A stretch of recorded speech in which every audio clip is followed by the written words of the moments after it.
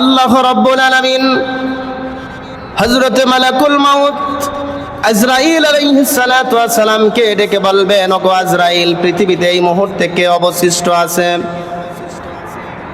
মালাকুল মাউত হযরত আজরাইল আলাইহিস সালাতু ওয়াস সালাম বলবেন, ওগো আল্লাহ, পৃথিবীতে অবশিষ্ট রয়েছে জিবরাইল, মিকাইল, ইসরাফিল, আরশ বহনকারী ফেরেশতারা জীবিত রয়েছে। আল্লাহ রাব্বুল আলামিন বলবেন, ওগো আজরাইল, আমার প্রত্যেকটি সৃষ্টিজীবকেই মৃত্যুর স্বাদ গ্রহণ করতে হবে। কোন সৃষ্টিজীব অবশিষ্ট থাকতে পারবে না কিয়ামতের পূর্বে। আল্লাহ রাব্বুল আলামিন বলবেন, যাও, জিবরাইল, মিকাইল, ইসরাফিল, আরশ বহনকারী ফেরেশতারা সকল ফেরেশতাদের রূহকে কবজ করে নিয়ে আসো। মালাকুল মাউত হযরতে আজরাইল আলাইহিস সালাতু ওয়াস সালাম আল্লাহ রাব্বুল আলামিনের এই নির্দেশ পাওয়া মাত্র তিনি চলে যাবেন, সকলের রূহকে কবজ করে নিয়ে আসবেন। এবার মালাকুল মাউত হযরতে আজরাইল আলাইহিস সালাতু ওয়াস সালামকে আল্লাহ রাব্বুল আলামিন বলবেন, ওগো মালাকুল মাউত, এবার আমাকে বলো, পৃথিবীতে এই মুহূর্তে আর কে জীবিত আছে?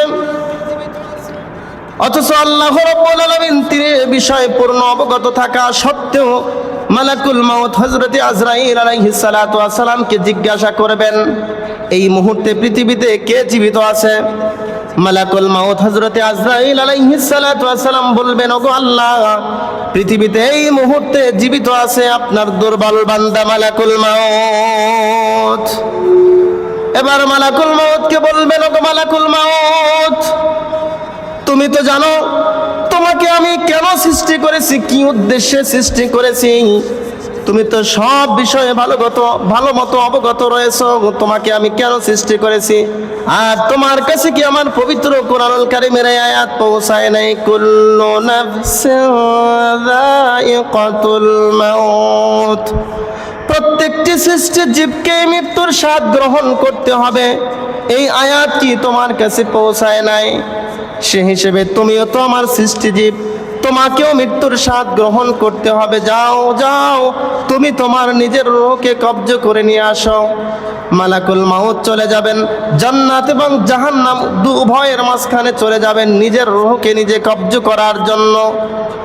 যখন নিজের রূহকে নিজে যখন টেনে বের করবেন, নিজের রূহকে যখন নিজে কবজ করবেন, সেই সময় এমন বিকট চিৎকার করবেন, সেই সময় যদি পৃথিবীতে কোনো মানুষ, কোনো জিন, কোনো ইনসান, কোনো সৃষ্টিজীব, কোনো পশু পাখি জীবিত থাকতো, মালাকুল মাউত হযরতে আজরাইল আলাইহিস সালাতু ওয়াস সালামের সেই বিকট চিৎকার শুনে সবাই মৃত্যুবরণ করত। বলেন সুবহানাল্লাহ।